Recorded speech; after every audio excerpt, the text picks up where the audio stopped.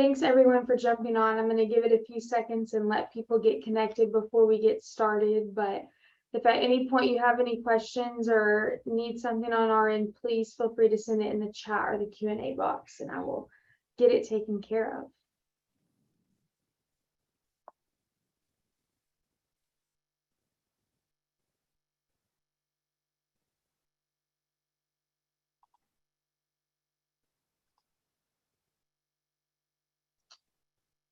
Well, it looks like people have made it on, so I'm going to go ahead and kick us off. Thank you all so much for joining us. We are really excited today to be joined by Dave Delaney to talk some about range management and stocking rates and where you can go from here during the drought. And if you enjoy the educational opportunities you've received through the drought webinar that we have, please know as a TSCRA member, we do offer similar webinars monthly, and we'd be happy to send you that information. And if you're not a member or you're looking for those webinars, you can go to tscra.org to find out about membership, links for our webinars and all of that good stuff. But this drought series is something we're just doing 3 weeks. So this is our second week. And then next week we will have our final one, and it'll be Wednesday at 1 p.m. as well. So just so you know, but I'm going to give a little background on Dave Delaney, but he is going to tell you much more about himself than I can. And so he joined the King Ranch Institute for Ranch Management in April of 22 as a practitioner in ranch management after he retired as the vice president and general manager of livestock and ranching operations of the King Ranch. In his role with the King Ranch, he oversaw all operations of the King Ranch's South Texas properties, including purebred and commercial cow-calf operations, stocker cattle, feed yard, horse programs, wildlife and hunting lease programs, administration, range management, and all other operations and surface activities associated with the ranch. And so he has vast knowledge. We were talking before we hopped on, and I think y'all are really going to enjoy this. Today is going to be a Q&A style webinar. And so what we're going to do is Dave is going to introduce himself, talk a little bit, and we have some questions we've written for him. But please send in your questions, use the Q&A box, and then we will have a moderated discussion as we go forward. So I'm going to turn it over to you, Dave, and look forward to hearing all the great wisdom we have to share today. Well, I appreciate the introduction, Tyler. I appreciate you thinking of me to present in this webinar. I think it's very timely and necessary. I'm also a little humbled in that I know a lot of the people participating survived the 80s drought, survived the 2011 to 13 drought, and many other droughts in between of various severity. I don't think we probably have anybody that survived the 50s drought online, but anyway, that I am humbled to participate. There's, one of the things that's happened in range management over time is we always kind of said range condition was more function of grazing intensity, grazing rate, and that kind of thing, recognizing that droughts could impact that. I think as time's gone on, we've recognized that really what has a tremendous impact, and I saw this on King Ranch and on ranches I grazed in the Panhandle, is that management during drought is of prime importance. That really has impactful things happen that can be seen 30, 40, and even 50 years down the road. There's no doubt to start that ranchers have by far the largest investment per animal unit in the entire beef industry chain. And their willingness to really supplement and subsidize the cattle industry through their wishes of having a lifestyle and a culture and a legacy for future generations is the backbone of our industry. And the one appreciable and largest asset they have is the land. So protection of that land for future generations is probably one of the most important things a rancher can do. I especially appreciate the format in that I hope that this generates some discussion amongst the participants. I know in my own case that I've probably borrowed or stolen more good ideas that I've come up with my own in my many years. But to begin, I'd like to just give a 10 to 15 minute presentation on some highlights that I think are important to keep in mind. as we look at both drought management and drought management plans. And this is not going to be specific, but more from a 30,000-foot level. To begin, I'd like to talk what is drought management and some general observations, experiences I've had over my 40 years in the Panhandle in South Texas. I'd like to also talk about the development and implementation of drought management plans and why they're important. I'd also like to talk about ways, whether it's documentation, reporting, or other ranch activities that are integral on an ongoing basis to be prepared for drought, and some examples of those. And then I'd like to talk just very briefly about some common mistakes that I've seen by producers and myself over 40 years as we deal with drought management. I'd also like to begin by saying I didn't participate in the last one. I hope if there's any redundancies in this or the next presentation, I apologize ahead of time, but they are points that I think are important. First off, I'd like to see related to managing through droughts and drought management plans is it's a proactive process and it's not a single event. You know, droughts are inherent in South Texas. You're in drought 30% of the time. So it's not something you wake up one day and say, I'm in trouble and I'll react to it. It needs to be part and parcel and integral to your overall ranching operations. Secondly, any ranch drought management plan has to be highly, highly customized, not just by region, but by individual ranch. And this is because, you know, soils, the forage and fauna that's present, the herbaceous mix, the soil stage of your rangelands, your type of operation, whether it's extensive, which is more in the arid regions, or very intensive on the higher rainfall, high stocking density type ranches, rainfall amounts and the patterns in which they fall can drive everything as far as range conditions goes, assuming everything else is well managed. And also labor availability. I think labor is not something, I'd like to mention that because I've managed a lot of ranches through drought and employees can be very affected by it. There's also can be a lot of disagreements among, if it's a single ownership or multiple ownership, there can be a lot of family disagreements or shareholder disagreements that how you should best approach it. And so how do you mitigate that? Everybody has different feed availability and natural resources, cost, options as far as leasing and that kind of thing. And the one thing also I think that is undermentioned is water resources. There's, you know, I know a lot of people in the rolling plains and in areas north of there rely entirely on stock water. And to add that complexity to the mix is just beyond, you know, really times you're not driven by necessarily, although usually when you don't have stock water, you're in a drought of some kind and you also have poor range conditions, but having to mitigate that as well, that's a very complex deal, and my hat goes off to those people who have done so over the years.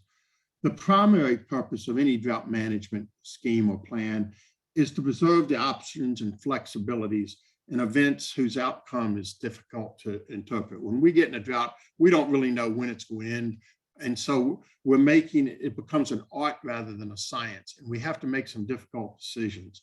Secondly, a primary objective should be to ensure the sustainability and health of our soils, as that drives everything. And, you know, also not only do we have to look at our rangelands, but we have to make financially sound decisions, which I'll address more in a minute, that will contribute to the overall sustainability of the ranch for years and generations to come. And finally, it needs to be consistent with the overall goals and objectives of ownership. You know, a lot of people focus on different things. They want to be in this part of the cattle segment, or they want to be focused more on wildlife. So to me, there's no right answer. It depends. I'm a big believer in private property rights, and it should be based on what those overall ownership goals are. You know, and the last thing is that any ongoing drought management plan, a lot of us base their decisions on stocking rates and that kind of thing on 10-year averages. But the reality is there's a tremendous amount of volatility and deviations every year from the norm or from the average, and that these plans must account for that. Not necessarily there is a worst case scenario. We shouldn't be managing for worst case scenarios all the time, but we have to recognize that that potential exists. And in hindsight, I'd like to say that hindsight is always 20/20. And I don't think any of us have managed through a drought that we didn't say, I wish I'd done this or done that. Hopefully, though, we all learn from it. So I'd like to talk individually about what a drought management plan should contain. First off, I'd like to say that unless it's a single ownership, single managed ranch, who many of you have a plan, you know exactly what you want to do in your own mind, I think there's a lot of value into having a written drought management plan. And the reasons for this are many. First, it's a way to communicate with other owners or employees, and it's also a way to develop some consensus of the actions to be taken beforehand, so that we're not always going back and being criticized. You should have done this, you should have done that. You know, I think what's underemphasized also is the effect of droughts on employees. I've noticed that during severe droughts, employee morale can deteriorate. They don't know if they're going to have a job. They don't know, you know, if you start cutting cow numbers, you know, what the outcomes will be. So them understanding that you have a plan to deal with it can be very beneficial in that aspect.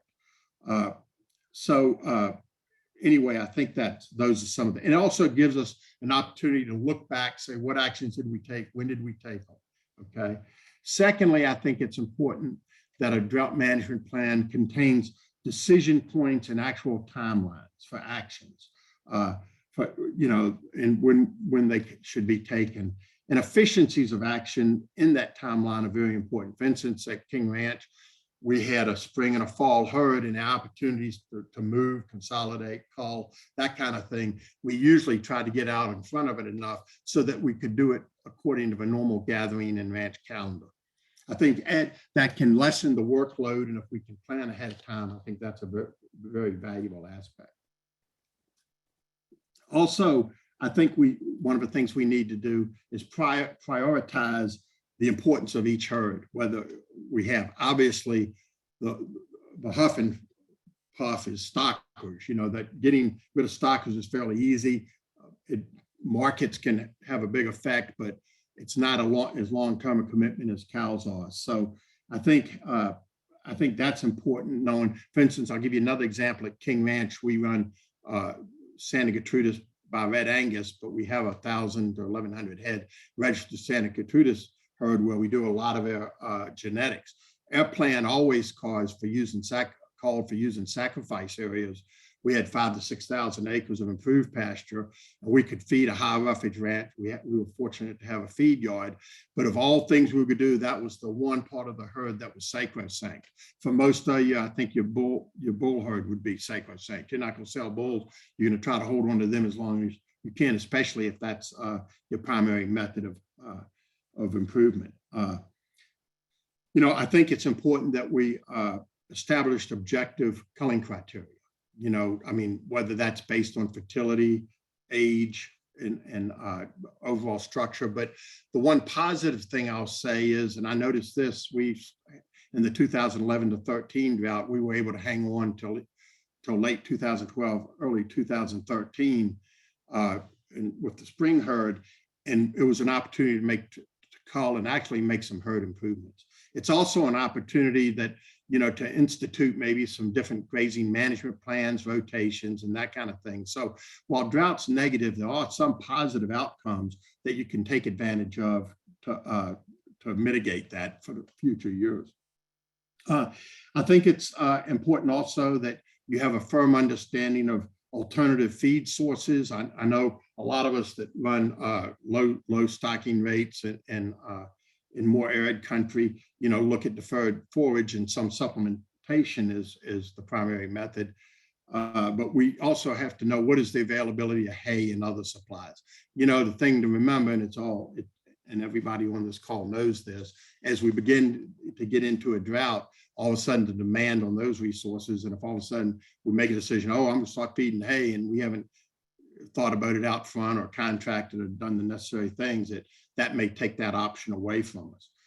The next thing I think it's important to do in a drought management plan is to use financial models. And you know, there was an excellent article published by Texas AgriLife in 2018 called "The Economic Impact of Beef Cattle Best Management Practices in South Texas," which you could Google.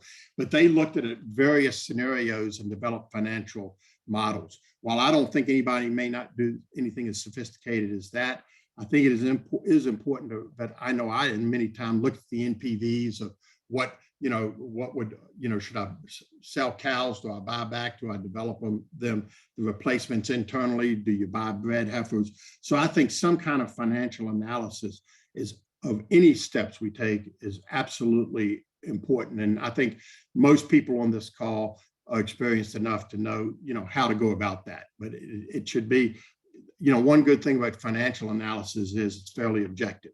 A lot of our other judgments aren't. And so that's important. And as I said earlier, ongoing flexibility and retaining options is first and foremost of a drought management plan, but so is ongoing monitoring. I've said before that strategic planning is just proof that God has a sense of humor, because things change. And as Theo Kleberg once told me, he said, the good thing is it usually rains some amount during a drought. So being able to have been proactive and reduce numbers where you can take advantage of that is very important. Next, I'd like to just briefly, I talked earlier about integrating drought management plans into the overall management schemes. And some of the things that I found very useful for me is one of the things we developed was a King Ranch Natural Resource Management Program. And part of that was a grazing management program and a rain management program, as well as harvest and a bunch of other stuff related to wildlife. But even if, I realize that a large scale ranching operation could do things that you couldn't, but at the very least, especially if you deal with multiple pastures, there should be some kind of spreadsheet that ties into your inventory that shows, what's the acreage of that pasture, what is the AUs that are assigned, where are you relative to that assignment, what is the predicted forage production, what is the and harvest, which is the 100 minus whatever that is, and what, for instance, we developed pasture master sheets that had all of those things in it, as well as we actually drove stocking rates on a purely native pasture would have a 25 to 30% average harvest rate. Some of the improved pastures or introduced grass pastures, we were stocking 1 to 5 or even 4 acres, might have had a utilization rate of 75 or even 80%. So I think everybody should recognize that not every pasture on the ranch is the same, and there should be goals specific to that pasture. And if you did that monthly, and many of you have sons and daughters that if you're not skilled with spreadsheets, these can be very easily done. We were fortunate to have a system that we could run each month or any time during the month that I could go back, and if you wanted any month from 1992 to 1997, what were the animal units in this particular pasture, I could have told you. And we put everything on an animal unit basis. So bulls and were converted to an animal unit, stockers, heifers. It actually, the program automatically did that. But you can have paralysis by analysis. So what I think is most important is if you have that system is that you do annual pasture scoring and pasture scoring. And I and our range manager, I actually did a lot of this with Gordon, usually in February or March, because I felt like those were probably the 2 months when your pastures were going to look the worst, and score those pastures, not only as the cereal stage, but also as to whether we thought, the forage availability level. And if we ever made any changes, we didn't make short-term decisions on chasing grass, but we looked at the pasture scores from the previous 5 years on a rating of 1 to 5. And if we made decisions to change, it would include the unit manager of that unit, the area manager on that division, the wildlife manager also, and so that it was a systems approach that we all were in agreement. It wasn't entirely scientific, but it elicited input from a multitude of stakeholders. For KR rainfall reports, I think most people have those, but I would say that knowing your drought stage and knowing your individual where you are, rainfall is the best leading indicator of what conditions will be in the next few months. Other things we did, we had active brush management and water development plans. The water development plans were based, we had maps that showed 480 watering facilities in a 1 mile radius from each of those, so that when we developed water or we replaced mills or solar wells on an ad-needs basis, we could maximize the area in which they covered, because basically anything over a mile is very little utilized. And so, you could take advantage of the full pasture by doing that. And also one of the things we did is we looked as we were getting into droughts, we had trained all our unit managers to know how to body condition score. And we didn't just have one feeding program for all 4 divisions and almost 800,000 acres. Each program was individually obviously a replacement heifer or a rebreed after the first they might have. We would sort cattle and those would be fed differentially. So, we tried to customize it down to the pasture level as supplement. Finally, before we get into the question and answer part, I'd like to just mention, just over my many years of management, some of the common mistakes I've seen and things to avoid. First is, I think the biggest failure is the failure to be proactive and afraid of making decisions because of the financial implications, and delayed decision making. As we delay, options are taken off the table. I also think one of the failures I've seen is failure to recognize the resource right.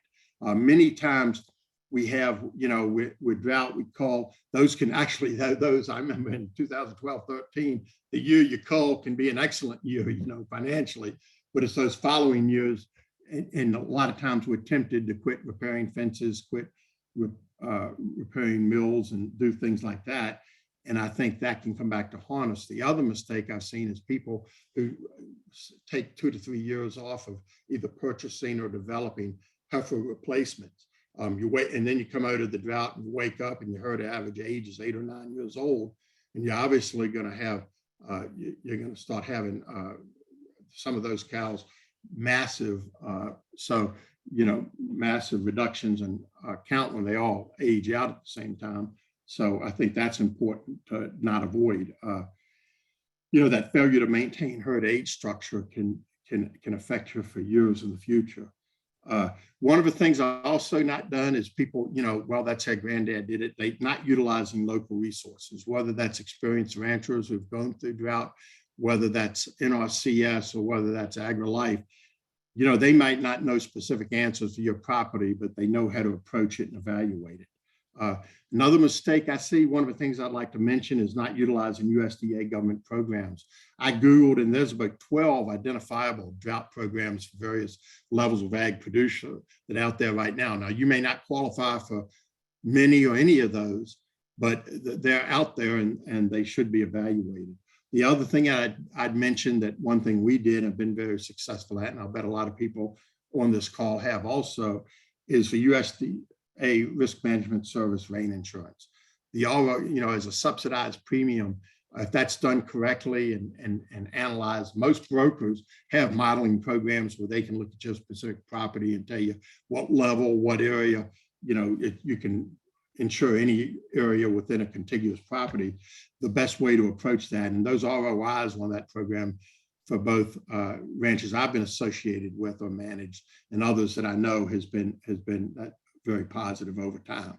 One of the things also not using or implementing grazing management practices and rotation programs appropriate. I'm a firm believer that overall stocking rate, and I think Holacek, if you looked at his book, and most people would agree, that stocking rate is the primary determinant of range condition long term. And however, there are rotation, whether it's continuous, whether it's a mural system, which can have excellent results. Those can be very beneficial, but probably a drought's not the time to implement that. Trying to put the same number of cattle in a drought on lower numbers of pastures. I've seen that done, and I've seen the train wreck it resulted on, which is one reason I won't go into specifics, but there's some, back in the 80s, there was some high intensity, high frequency rotation systems that didn't take account of volatility, and a lot of them went by the wayside. Not recognizing long-term financial implications of decisions. I think part and parcel of any decision needs to be, it's an art versus a science, but an objective evaluation of what the financial implications are most important. And finally, I'd say that a drought management plan is totally incomplete if it doesn't also include a drought recovery plan. Many times it might take a year or even two to recover. And coming out of a drought, I could see very few instances whereby you could go in a full stocking rate a year later. Probably something in the nature of 50% or less is appropriate. Now, having said that, if you're in East Texas and you have a high fertilization, high improved pasture rates, those can recover pretty dang quick. And you're not trying to protect soil state or that kind of thing. Those can be done pretty quickly. So those are just some 30,000 feet observations. And I guess I'd like to, we have a lot of expertise on this panel, and I hope we can generate some discussion through the questions. So Tyler, if you'd like to begin. I know you had some questions that had been previously submitted. Yes, so you just mentioned stocking rate. So let's kind of start there. Can you explain what stocking rate is? Yes. And how can someone realistically determine what a good stocking rate is for them? Okay. First off, a lot of the terms, stocking density, which is animal units per acre, rate is simply an analysis of that over time. For instance, stocking rate, most of what we looked at on our management programs was stocking rate, which was annualized AUs over a 12-month period. For instance, if you had 1,000 acres and 50 head of cattle, if it was continuously grazed, you'd have 50, you'd have an animal unit per 20 acres. If you looked at it and said, okay, they only graze 6 months, your stocking rate would be half of that, if that makes sense. Establishing stocking rates is dependent on the carrying capacity of the range site. And I'd like to say from a biological standpoint, carrying capacity is really that level of population which over the long term will do no ecological damage to the range site. Holacek, really, I liked his definition better. It's what stocking rate, what continuous stocking rate, well, the carrying capacity is based on, you use a stocking rate based on the carrying capacity according to the ownership's objectives. For instance, if somebody owns that ranch for wildlife purposes and essentially quail hunting, they might want to say, okay, we're going to leave at least 1,000 pounds an acre, 200 to 300 quail nesting sites per acre, and we're going to implement a moderate grazing program. That would be an example of that, and you'd adjust your stocking rate accordingly. I will add that one thing we did at King Ranch is we established those stocking rates, and we used a moderate level of grazing, and rarely did we achieve 90. We usually, and then we kept it at 90% of that. So our drought management plan was highly dependent on deferred forage. And in the 2011 through 13 drought, I'll add that we were able to maintain 65% of our mature cow units. Of course, we shipped all the stockers and all and other cattle, but we were able to develop and heifers and maintain 65%. And I'd say management and stocking rates is a bell curve. 25%, you're going to have way too many. 25% of the time, you're going to have way too few. And then 50% of the time, you're going to have it's going to be about right. So it's a bell curve no matter what you do. I will say also that I probably over the many years I was at that particular ranch, that I probably had more years where I was criticized because so many of the family members were focused on quail hunting. I was probably criticized more for too much forage rather than too little. So I hope that answered the question, but I think it at least gives you an approach. I think realizing your forage production, realizing what percent you want to utilize, and stocking accordingly, making adjustments on a regular basis. You can't do that of cow-calf, I realize, but you don't chase grass, but I think that's very important. And so that if somebody doesn't have any idea of that, then they need to start from scratch. So if someone is thinking about liquidating their herd, how can they keep their land in shape for the next few months/years? Okay. If they're thinking about it, there's obviously going to be a recovery period. And, if they've already destocked, then the decision's a lot easier because they've already made the most critical decision. Then it just becomes a financial analysis of how do I get back into business? Is there, how do I buy stockers? Do I buy part stockers, part bred cows? Or do I develop heifers? So there's, depending on cash flow requirements and that kind of thing, it becomes much more of an objective financial analysis. As far as say, how do I get in shape in the next few years? It depends on what stage of liquidation they're in. That case I gave you where we were able to maintain 65% of the cow herd, we were able to, the mature cow herd, by retaining additional heifers, we were back up to, at total mature cow numbers, over 20,000 head in 3 years. We were able to do that. We had to dig it a little deeper, but we were able to do it. And we were fortunate in that we had the resources where cash flow impacts weren't really, that important. So I realized that a lot of things will determine that. But but one of the other things is, I know a lot of people that are new to the ranching business, they buy wildlife ranches and they don't. That was really one of our biggest customers for bred heifers and rebred 2-year-olds, or sometimes open cows that we'd rebred. They didn't want the management headache, but that was actually a very profitable resource for us, and people that needed to have cattle on a put and take basis. And you can look at leasing the property, gain deals, although, those things have inherent risks as well as far as head count and other factors. But, but I think, I will say this, that property that coming out of a drought that's probably ungrazed for 3 years is probably not the best thing for wildlife either. So I think that, I think getting cattle back on the land at some point in a reasonable method is very positive for the long-term outlook. So, one of the things talking about that also from a wildlife management perspective, that kind of ties into that. And one of the things we did with our lessees is we very much encourage burning programs, which had to be approved by us.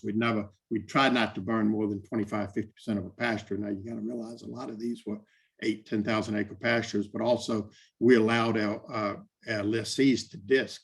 Any pasture they leased, they could disc up to 4% of that land mass, which for ground nesting birds or for quail especially was very beneficial in keeping the forbs and the insects and that kind of thing.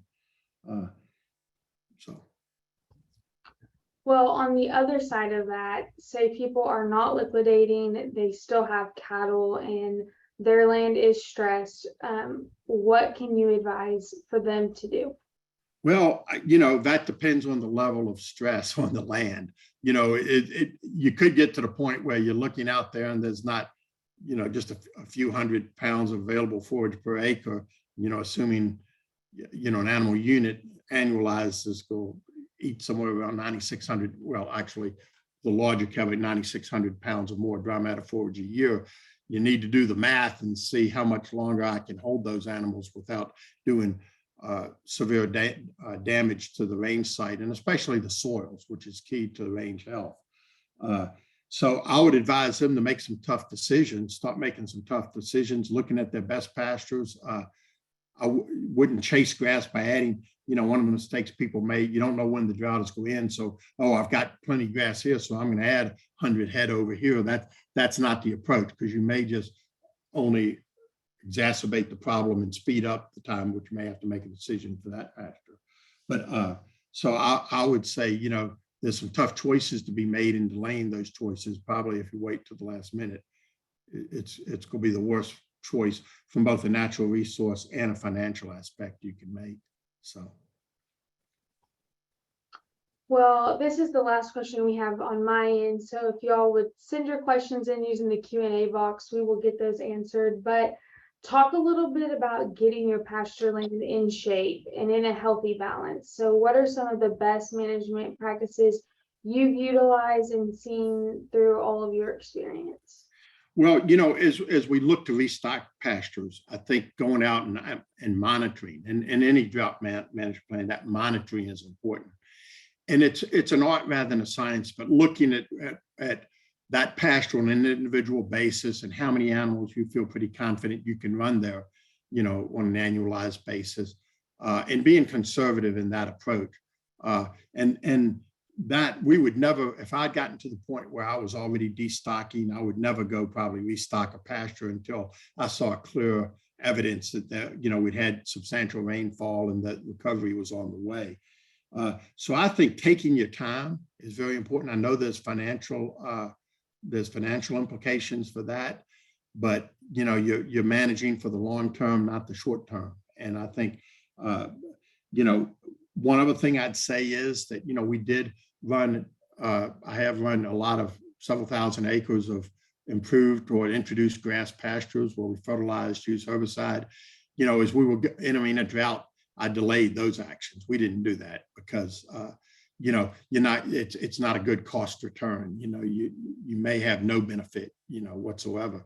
But I think if you're gonna do that when you are recovering in those type pastures, fertilization and weed treatment you're going to probably, if those were stressed range sites or pastures, you'll probably go get a weed invasion. They're going to be first to come. And that's where it makes a lot of sense in those type situations to fertilize and use a herbicide to maximize the production. Those would just be a few examples. So. Great. Well, one of the questions we had come in was, what else can a family ranch apply for other than USDA programs like LIP, ELAP, and LFP? Yeah, because of our nature of the last 18 years, King Ranch didn't participate in those, and there'd be people at your NRCS office would be better in that than me. But I tell you, one thing I would like to mention is these EQIP programs. I know ranchers that have taken advantage of those, and that's maybe not during a drought, but those EQIP programs, whether it's building fencing to better distribute grazing or water, those monies can be very valuable. If you're not participating in EQIP, that's something I would look at, because I know some ranchers that have taken full advantage of that and really done a lot to drought-proof their ranches. But probably is being, an expert on the assistance available. I know there's a lot of programs out there. But I know that because of our corporate structure, it really wasn't feasible for us to do that. So I will say this: King Ranch Institute is having a symposium on ranch management in October, and one of the speakers on that is going to address that specific question, talk about government programs and what's available. So. Well, and I will add, last week we had Justin Benavides with us from AgriLife Extension, and he talked some about the programs. And so utilizing, if you would like to link to that webinar, we're happy to send it, but also utilizing your local extension agent. If they don't know someone who has some answers, and they're always a great resource on who you can connect with and where you can go. So if anyone has any questions, feel free to send those in. While we wait for some questions, talk a little bit about your experience at the King Ranch, and since you oversaw so many aspects. Yeah. One of the things, at the King Ranch it was a systems approach to management. I mean, obviously those of you in South Texas or in other areas now that are beginning to look at wildlife as a commercial enterprise, whether it's guided hunting or leasing, I think what made me the thing about my King Ranch experience is when I focused on wildlife, I became much better, started looking at that, hey, that's equal, and in many years superior to returns on cattle, that made us that much more drought proof. So that, so it wasn't, if you look at what it cost, you cull a cow, you have to cull a middle-aged cow, the cost of development on repurchasing her is so high that really you should avoid destocking at any price, and so some of the things when we started managing for wildlife, especially quail and non-game species, that I became a much better grazing manager as well. So that you're looking, some of the things we did, and this isn't necessarily related to drought, but we had a very large horse program, and our primary objective there was to develop a horse, an athlete that fit the needs of the Cananeo cowboy. And we looked at that, and then we sold quite a few horses, and tried to make that program pay for itself. At genetics program, we had a very, we were the first to use a single step selection process, one of the first to have a within an EPD system. And we tried to use those in a way and sell enough cattle through that it really paid. It was self-funding. Our whole genetics program more than self-funded itself through looking at those enterprises and the way we could use those to make a buck. But we looked at when we looked at brush control, that was a joint decision between our wildlife operations and our cattle operations manager, our range resources manager, and myself. So that it got input. So I think having, that systematic approach was very good. The other thing that we did that not necessarily, but it did affect drought management because we had our own feedlot. We preconditioned our calves, we finished cattle. If we had to pull stockers early, and we couldn't sell them at a profit, we'd look at the opportunity cost and we could analyze and we'd retain ownership. I think being able to retain ownership really helped us get, rather than having to be forced to sell, it really helped us, to mitigate some of the financial implications of a drought. So, but King Ranch was, very complex, but one other thing we did, I might mention, is we had a mission for every area of operations, whether it was grazing and range management, whether it was the horse program, the feedlot, or the cow-calf, or the purebreds. We had a mission statement and goals, and we identified key strategies. Like I told you before, about the grazing, where we wanted 1,000 pounds of, those key strategies were things that were sacrosanct and that everybody agreed upon. You didn't have infighting between wildlife and cattle because these are what our strategies are, and this is, so it was pretty clear cut what we decided was important for each of those operations. And more importantly, how support services, that was support services was a service provided to the other for-profit operating entities. And having that mindset in the employees was very important. I think that everybody's pulling together for the same goals and objectives.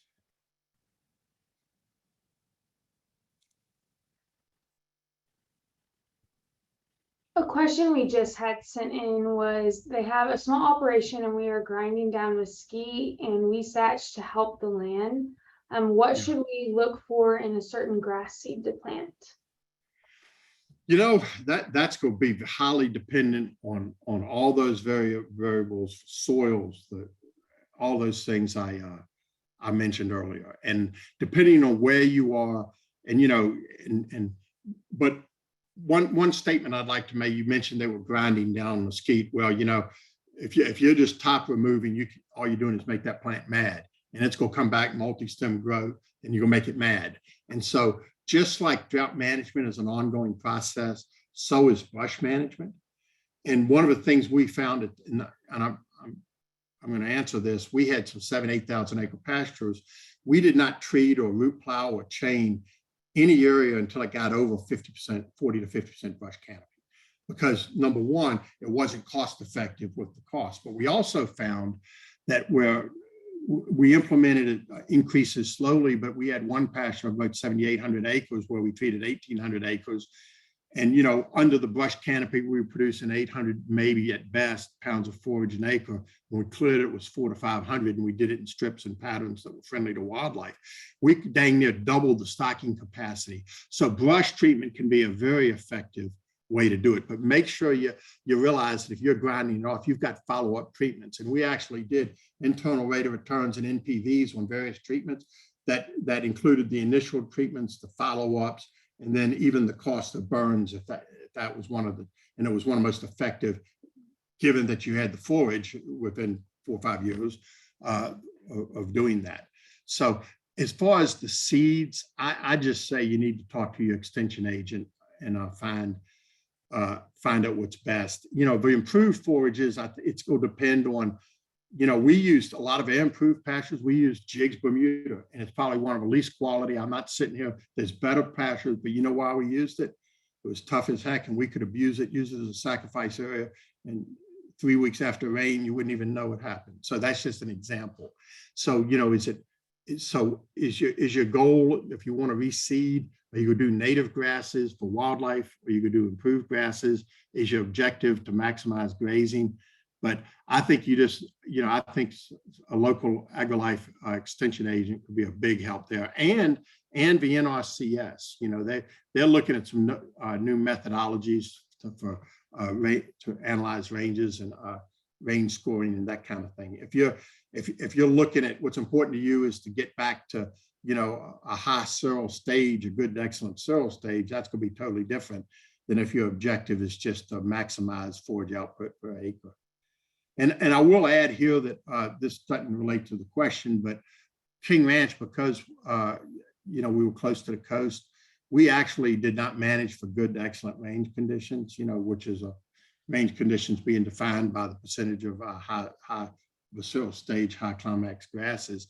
We really managed for more of a fair to good range condition, but for various reasons, because we were looking at quail and deer and some other reasons. But anyway. Well, one last question we had sent in is, one day we do hope this drought is going to be over, and that, so what are some signs that the long-term drought is lifting? And so how can I move forward with either purchasing more cattle or grazing cattle on a specific pasture when the time comes? Yeah, that's a good question. And unfortunately, none of us can predict the future. One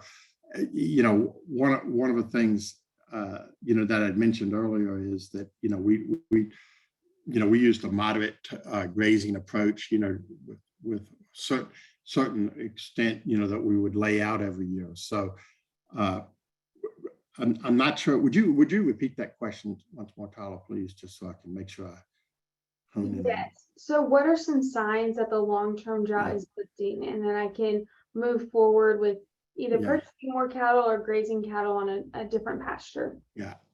Obviously you can use drought indexes. If you look at Texas, we're a large percentage of us are in very dry to beginning stages of drought, and we have had recovery over much of the state, and a very small area still in extreme to exceptional drought. But I would say one thing I looked at is look at the drought index. And until you get out of especially the upper levels of that drought, I wouldn't take any action. The long-term forecast is for La Nina to continue, into the winter and possibly even the spring.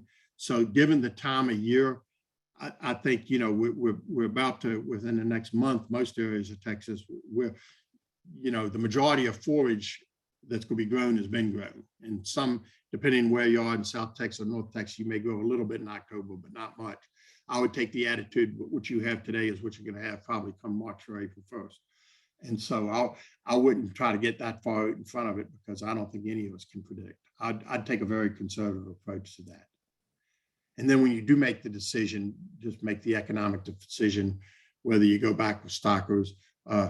One thing, I don't know if I said it, but stockers, a lot of people, a lot of ranches, and we did it to some extent on retained ownership, or purchase stockers, that the more stockers you have, the more quickly you can react to drought conditions. Even like King Ranch, most year in and year out, cows were much more profitable. But if you looked at the opportunity cost of selling them on the calves, we did retain. So I would just say take a very cautious approach, given the overall general consensus. Another question we had sent in is there any way to overcome or combat the takeover of King Ranch Bluestem in a small operation pasture, 25 acres, less than 20 head of cattle? There's been some research done on that. One thing I'll mention, King Ranch planted some of that. Most of the spread of King Ranch Bluestem is a lot of that's due to Highway Department, and they planted it, and they did do some limited planting, I think, on King Ranch, but that's tough. I mean, it can be very expensive. When we did major brush control, when we did major brush control on the ranch, thousands of acres, we did not reseed. We allowed natural progression to reseed it. The thing about King Ranch Bluestem, it's kind of like nilgai, they can outcompete the other native species soaking King Ranch bluestem. It's one of the most resilient grasses. And I tell you, during drought, it's productive and it really can't be hurt, So other than, really for maximum stocking rate, for resilience and all that, it's not that bad a grass. There are people that'll say that, it's not as good for wildlife. And you do want to get rid of it because you don't want monocultures or anything. Monocultures are not good, especially for wildlife. So, but methodologies, I said they did some research and it involved heavy burning, it involved herbicide treatments and that kind of thing. But there again, there may be some more recent research that I'm not aware of. Especially at King Ranch in heavy clay soils, especially, once you did that brush control and once you burned it, we could not find a cost-effective means on a large scale to try to diversify that range site. We went in and we tried to do more on wildlife with the brush strips, the amount of disking, the fire, that kind of thing. And in some years, those pastures, if we did those things, and if wet years, those quail densities on those pastures, could be very high. So, but to answer the question, I'm not sure of any cost-effective methodology, but there's research being done. And there again, I'm sure there's some extension people that are more up to date, than I am on doing that. Well, that looks like all the questions we have. So thank you so much for your time today and sharing your wealth of knowledge with our viewers. And if anyone's tuning in and you have any questions or we can be any assistance to you, please email us at education@tscra.org and we are happy to help. But Dave, once again, thank you for your time. Okay, thank you. Good luck to everyone.